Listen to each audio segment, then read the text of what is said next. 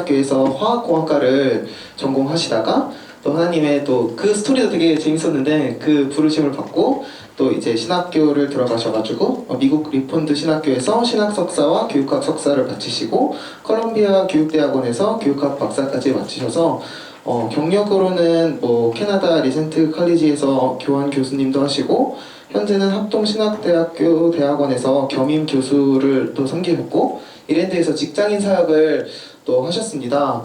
저는 이 분을 2018년 때 만났고 2019년 때도 들었고 이번도 듣는데 너무 재밌고 이런 훌륭한 교수님을 이렇게 또 듣게 되니 너무 가슴이 또 이렇게 벅차는데 여러분이 또 삶 속에서 마주하는 좀 더 실전적인 그런 일상생활의 이런 강의를 들을 수 있을 거라고 생각해서 조금 피곤하실 수 있지만 집중해서 잘 들어주셨으면 감사하겠습니다. 저희 방성기 교수님 모시도록 하겠습니다.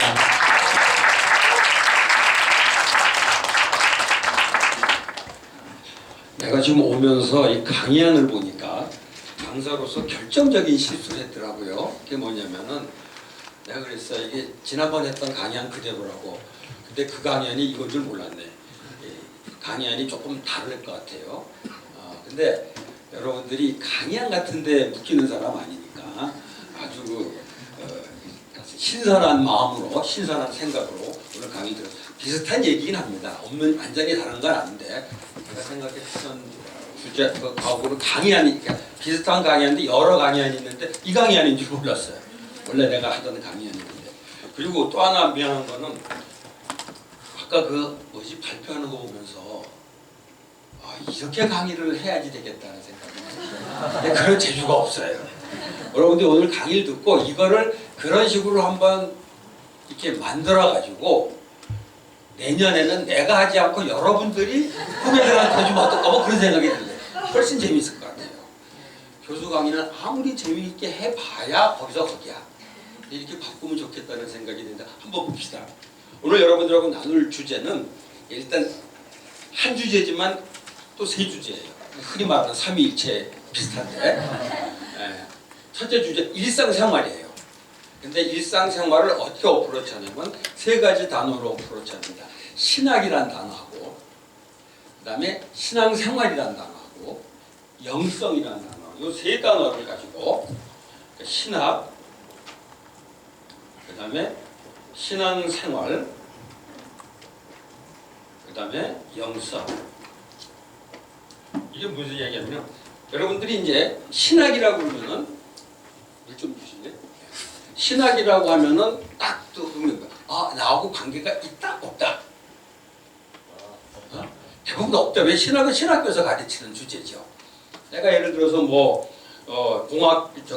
엔지니어였으면 나는 공학하고 관계 있고 또 문과면 또 문과 나름대로 무슨 그 관계가 있을 텐데 신학 그러면은 나하고 관계 없다. 크리스찬이지만 신학은 신학교에서 가르치는 거다. 그리고 주로 교리적인 것들을 정리해 주는 거라고 생각하기 쉽습니다. 맞아요. 틀린 건 아닙니다. 그 다음에 신앙생활. 신앙생활이라 그러면 딱 떠오르는 게 뭐냐. 요즘 신앙생활 잘해? 그럼 뭐라고 대답해요? 네. 네 그러는데 어떻게 잘해? 그러면 신앙생활 잘해? 그러면은 요새 교회 안 빠집니다. 라든가 무슨 성경 일독합니다. 뭐 이렇게 대답을 할 거예요. 그러니까 신앙생활이라고 하면은 거의 뭐가 되냐면 종교생활이에요. 그리고 조금 더 들어가면 교회생활이에요. 그러니까 신앙생활은 조금 종교생활이고 또 좁히면은 신앙생활, 교회생활 혹은 이렇게도 말할 수 있죠. 경건생활. 그게 이제 신앙생활이에요. 그죠? 지금 그게 틀린 건 아니에요. 근데 그게 이제 일반적으로 사람들이 생각하는 신앙생활의 개념이라는 거죠. 그 다음에 세 번째, 영성 그럼 뭐가 딱 떠오르나? 아무것도 안 떠오르면 뭐 할 말이 없어요. 그래도 영성 그럼 볼 때 또 이미지가 떠오르는 거 없어요? 방언기도가 떠올라. 네, 방언기도가 떠오른다. 저 사람은 교단이 어딘가? 교단에 따라서 좀 달라요. 영성 그럴 때 아마 캐톨릭에서는 수도원이 떠오를 거고 개신교는 기도원이 떠오를 거고 또 개신교 안에서도 순복음 쪽은 방언기도가 떠오를 거고 또 어떤 데는 명상기도가 떠오르고 차이가 있어요. 어쨌든 영성하면은 기도원, 수도원으로 이렇게 조금 생각하게 됩니다. 그럼 그게 지금 말한 게 하나도 틀린 게 아니에요. 맞아요. 그런데 그렇게 생각할 경우에 뭐가 문제가 되냐면은 이 세 가지가 다 우리들의 일상 삶하고는 무관한 게 돼버리더라고. 신학도 그렇고 신앙생활도 그렇고 영성도 그렇고.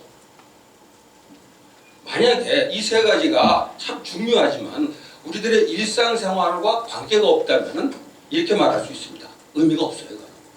왜냐면 우리 크리스찬들은 평생 사는 건데 이 세 가지가 삶하고 무관하다면 말이 안 되는 거예요. 그런데 안타깝게도 지금까지 신학교에서도 그렇고 교회에서도 그렇고 조금 이렇게 가르쳤다고 볼 수 있어요. 그래서 저는 이거를 일상생활하고 연계를 할 필요가 있겠다 해서 신학이라는 거는 사실 신학교에서 가르친 주제 이게 아니라 물론 그것도 들어갑니다. 신학은 이렇게 정의합니다. 삶에서 일어나는 모든 일, 모든 문제들을 성경을 근거로 해서 해답을 찾아가는 것. 그게 신학이에요. 그럼 삶하고 연결이 되잖아요.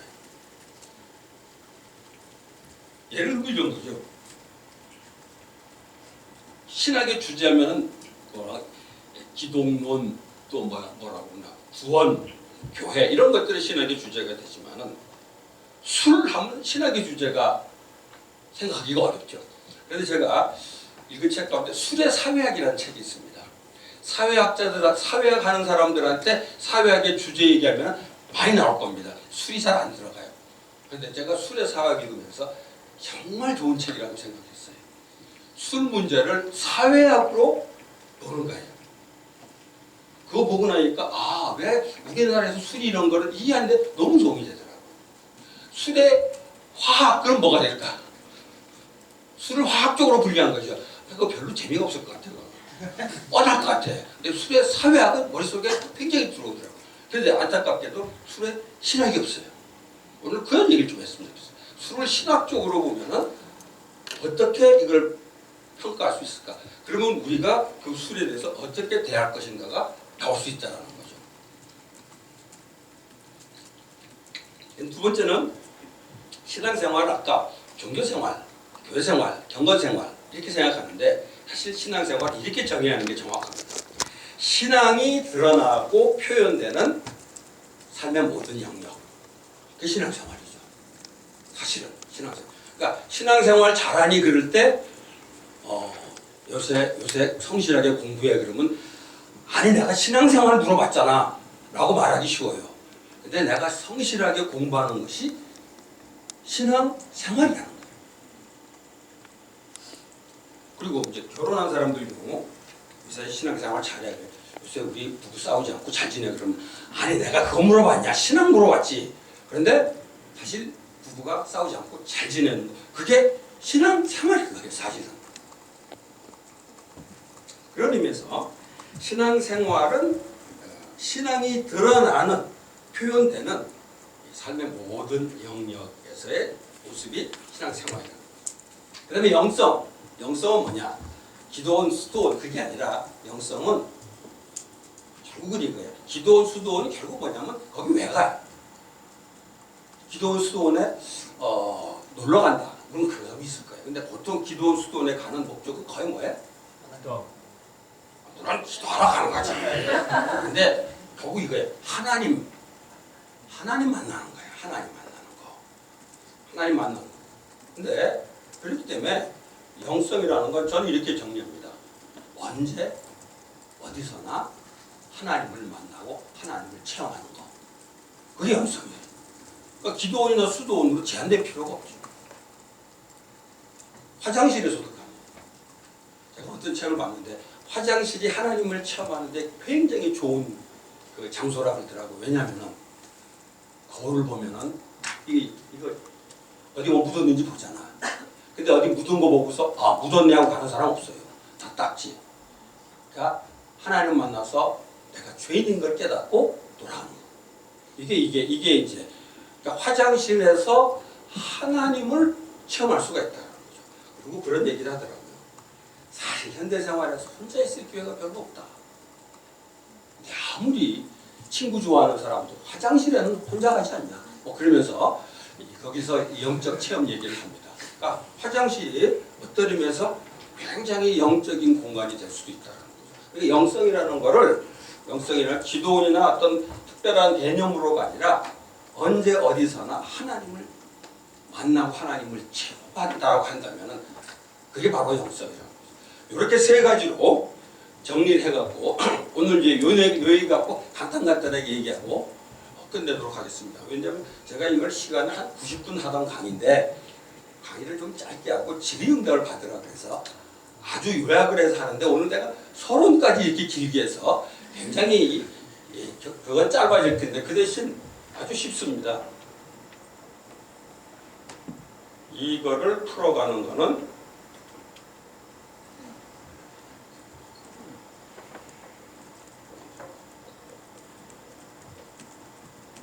나이 드신 분들하고 이거 하려면은 굉장히 복잡한데 여러분들한테는 딱 보면은 딱 이해가 될 것 같아요. 이거 세 개로 설명하면 될 것 같아요.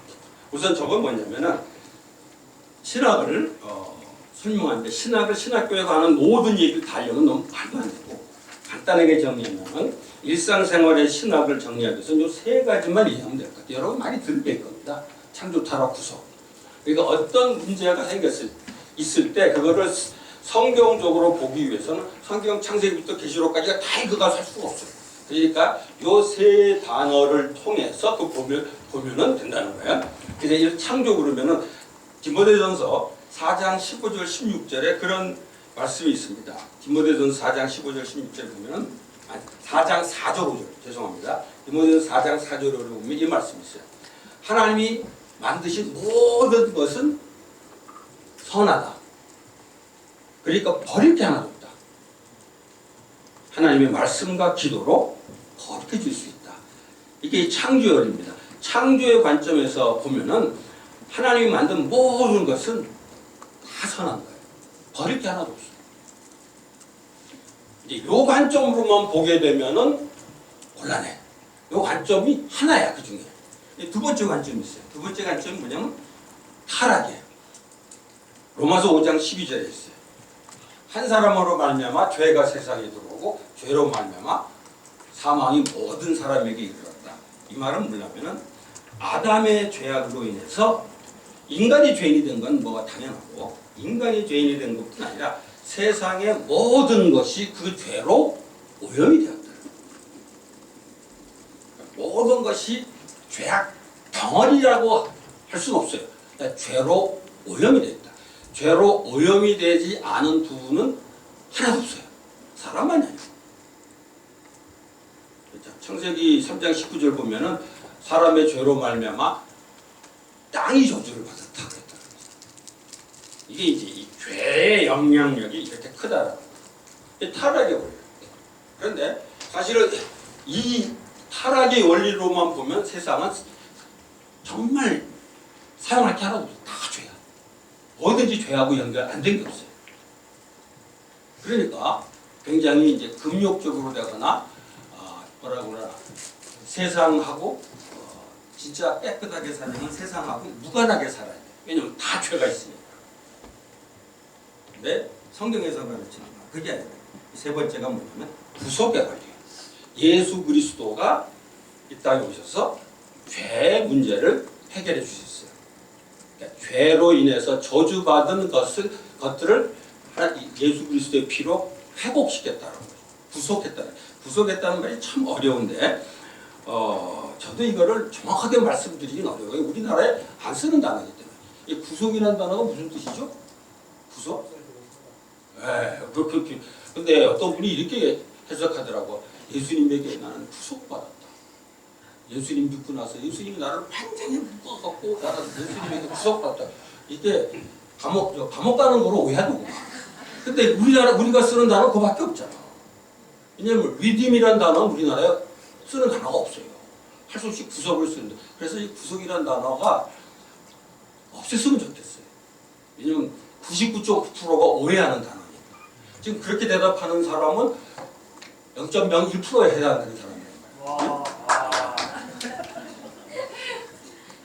그래서 여러분 구속의 원리를 회복은 정확하진 않아요.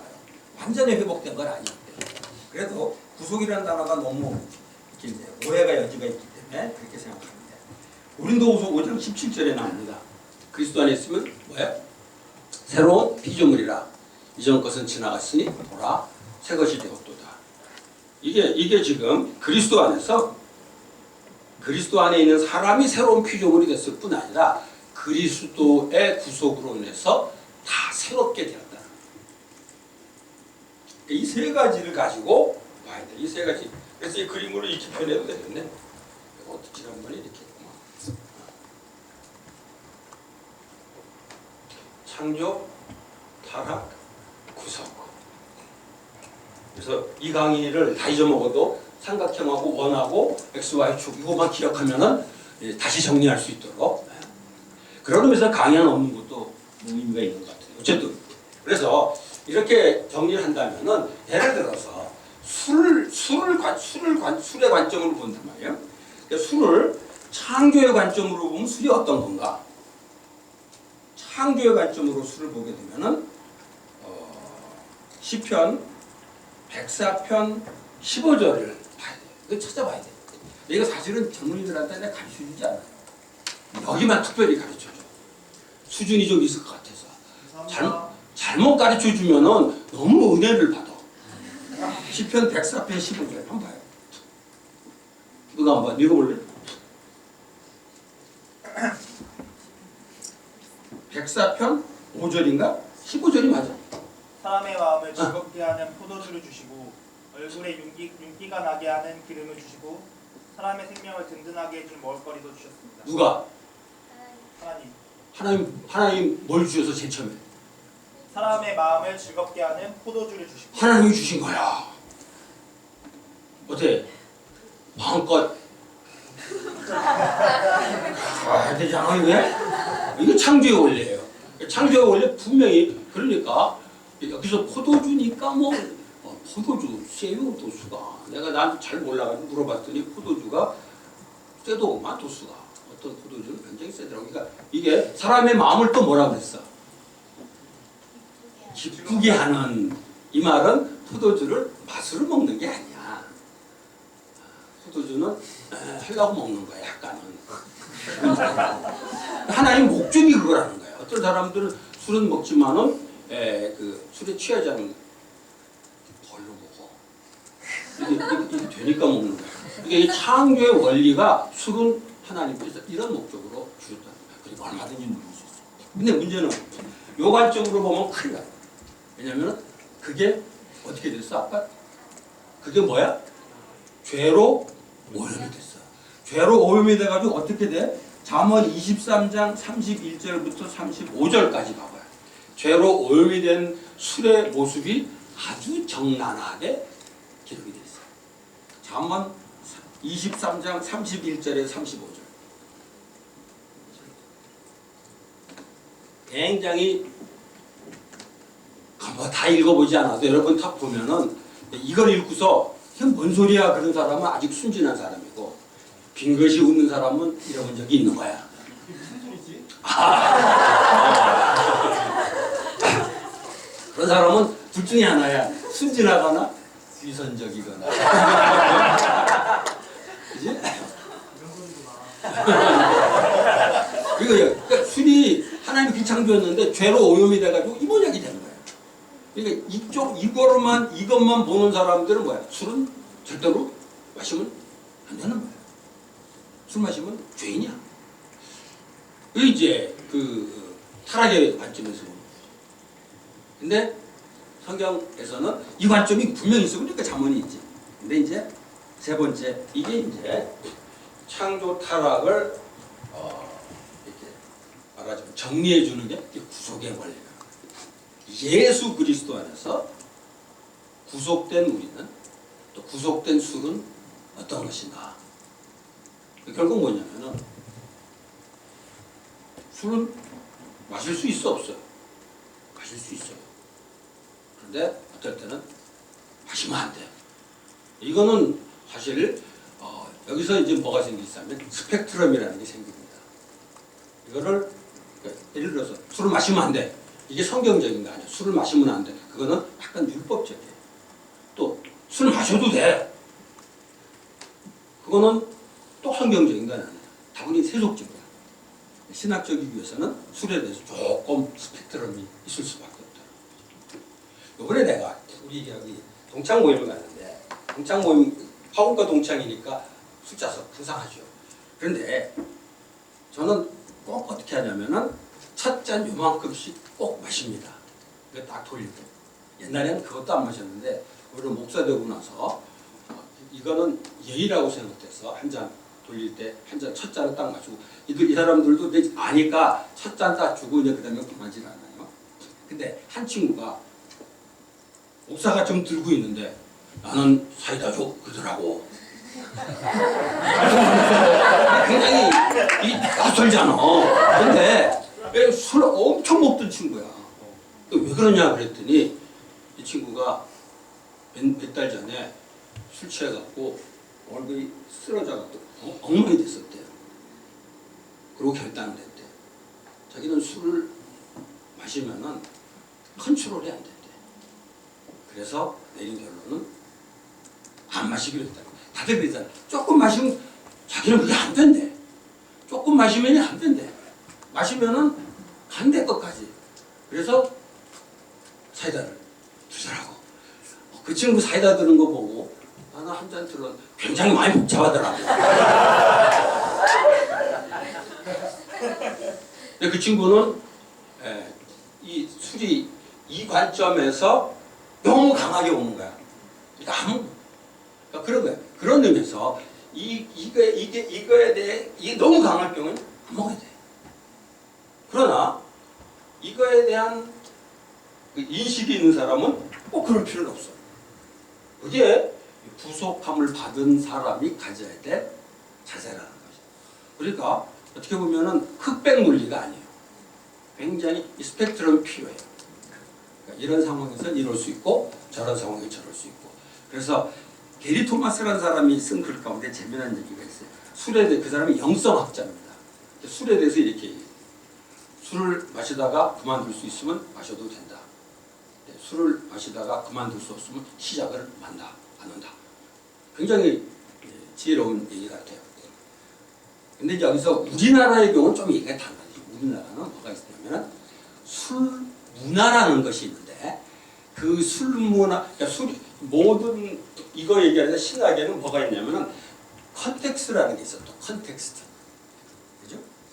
똑같은 문제인데 어떤 컨텍스트냐에 따라서 신학이 조금씩 달라질 수 있다. 우리나라의 술 문화 컨텍스트는 미국이나 뭐 캐나다, 제가 캐나다에 1년 있었는데 하고 많이 다르더라고. 그래서 이런 컨텍스트에서는 술을 조금 더 약간 더 뭐라 그러나 조금 더 보수적으로 해석할 필요가 있다. 그거 나눠지는 거야. 미국에서는 되는데 여기서는 안 돼. 아니 그게 그 문제가 아니라는 거야. 신학이라는 거는 컨텍스트를 무시할 수가 없다는 거죠. 그러니까 좀 힘들 수 있더라고요. 캐나다 경건한 크리스찬이 술을 마셔요. 근데 한국에서는 술을 안 마신단 말이에요. 같이 있을 때 나도 좀 어렵더라고요. 왜냐면 서로 술 왜 안 마셔? 나는 신앙인이기 때문에 신앙이냐고 안 마셔? 이런 문제가 생긴다는 거죠. 그래서 이게 신학이 갖는 어떻게 보면 강점이자 약점이에요. 이런 게 하지 않고 이런 얘기하면 복잡해요. 그냥 마시지 마. 그러면 되잖아. 근데 그거는 신학적인 게 아니야. 그렇기 때문에 나중에 굉장히 이제 잘못될 수가 있다. 신학적으로 바로 정리하는 게 필요합니다. 자, 여기 이제 첫 번째입니다. 두 번째는 신학에 관한 얘기예요. 두 번째는 신앙생활인데 아까 말했듯이 신앙생활이라고 했지만 지금 우리나라에서 제일 지금 많이 그 기독교인들을 비판하는 게 뭐냐면 신앙과 생활의 분리.